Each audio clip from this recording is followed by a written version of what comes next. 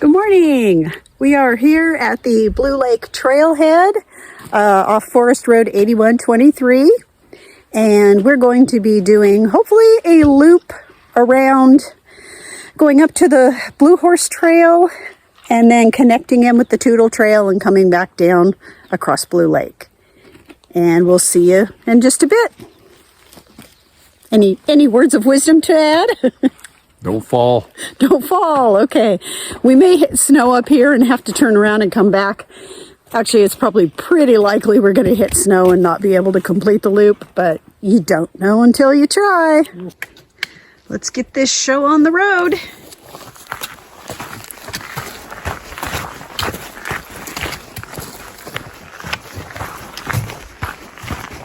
And this first part of the trail takes you up to a small lake, or it connects with several other trails, and the Blue Horse Trail is what we'll be taking. So here's where the road kind of got washed away. In the background you can see Goat Mountain, which is the tallest peak in Cowlitz County. We're right on the Cowlitz-Skamania County line. Mount St. Helens is actually in Skamania County. And we can hear, is that Spring? Cold Spring Creek? Springwater Creek? I don't know.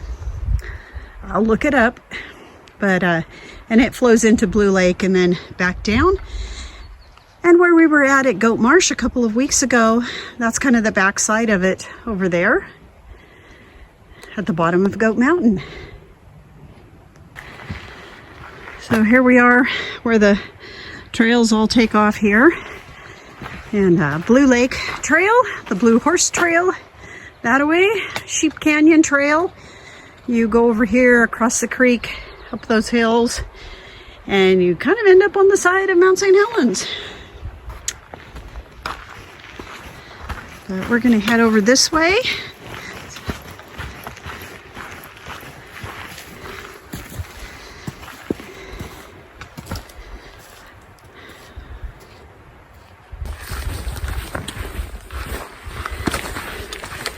Now we'll see if I can record and not trip over all of these rocks here. Wait till the rockiest area to do this. Yeah, pretty much.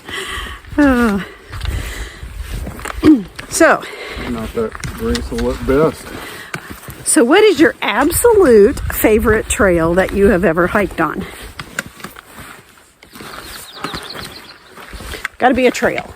I know you do a lot of off-trail stuff. But. I like that old, where we went up past Placid Lake and Chinnamus Lake and found that old Cascadia trail, that Cascade Crest Trail, yeah. Cascade Crest Trail that tied into the Pacific Crest, and we did that loop. Yeah, that was a cool hike. But we found all the blowdowns that year. Yeah.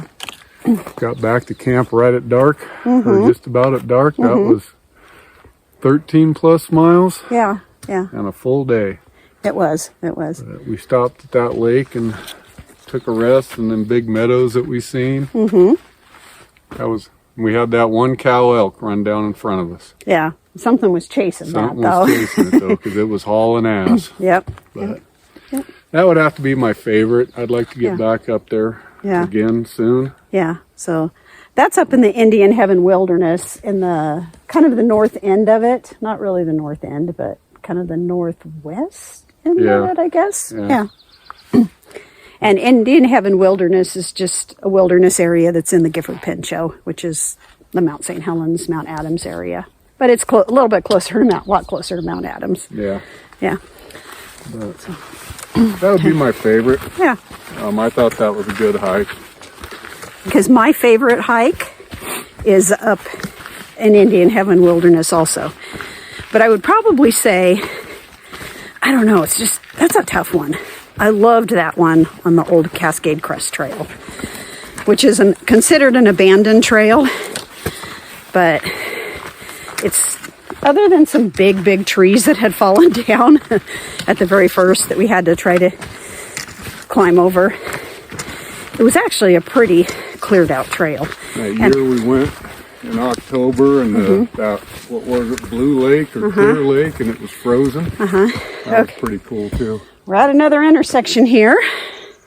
So we have the Blue Horse Trail going across here, or the Tootle Trail going ahead of us, and we're going to make a left here on the Blue Horse Trail. So either that was my favorite hike, or I like the East Crater Trail hike. That was pretty cool too. It was. Great little camp spot we had. Yeah, we camped right at the trailhead, nobody there. Beautiful colors, just heads up to beautiful, they all head up to beautiful lakes, but it's... We walked across that ground hornet's nest. Yeah. It's definitely a fall hike though, because Indian Heaven Wilderness is known as Insect Heaven Wilderness until about the very, very end of August, 1st of September. Really, We got the bug room. Yep. October really is the best time to go up there, though. Okay, we'll get some of the horse trail here so you can see what it looks like. It's a pretty rocky trail.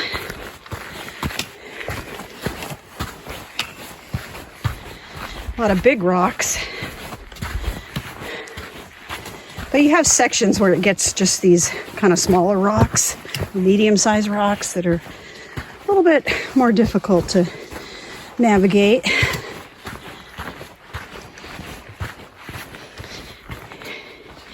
In this area, a lot of pine forest. Practically everything in here is pine. You get a few fir trees. Very dry area. It's always surprised me that this hasn't had a forest fire. As trails go around here, this one's pretty easy, except we'll get to something called the Wash, which is basically canyons of rock slides that come down the side of Mount St. Helens in these big gullies. A lot of them, I think, are where the glaciers used to be. Some of the glaciers are kind of starting to come back, but slowly build themselves back. Here's one of our favorite little sections of this trail. Not that there's anything really scenic on it, but it just sort of goes down in a little hole and kind of pops back up. Didn't you see an elk here one time? Yeah, right up the top. Yeah. Jumps them out. There's Jumps the first them. bit of snow. Yep. Oh, here's the snow. Yeah, we're hitting it a little sooner than I thought we would. So I would say odds are we might not be able to finish this. So that's okay. We have an alternate in mind. And here is the big uphill here.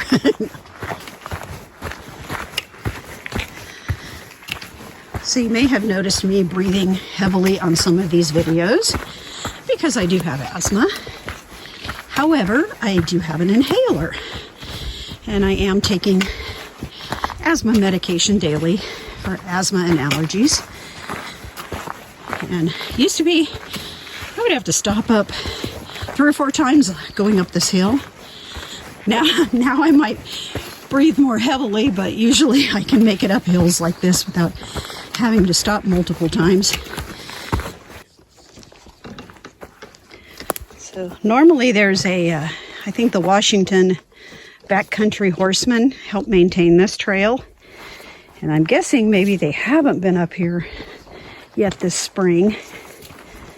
They're focused on a different trail because this trail has a lot more blowdowns than it ever has. Usually it's pretty clear. I've also noticed a lot of the blueberry and huckleberry bushes are starting to come out over the edges of the trail.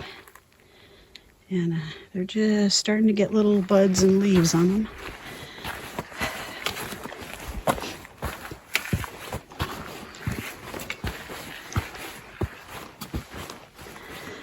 So this is kind of a long walk through pine forest, but we'll start getting some other little trees. There's a little noble fir, looks like. But you can see out in there quite a ways.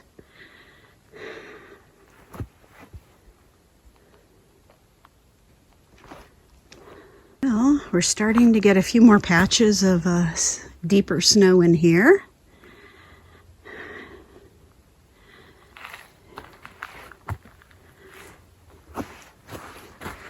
We'll just go as far as we feel comfortable. Of course, I didn't bring my micro spikes with me today. I have sunscreen and I have bug spray.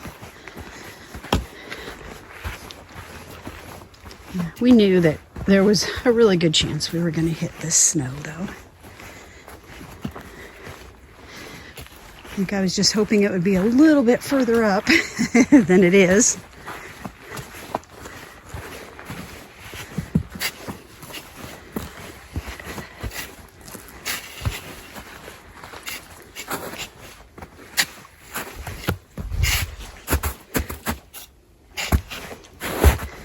Pretty soft snow too.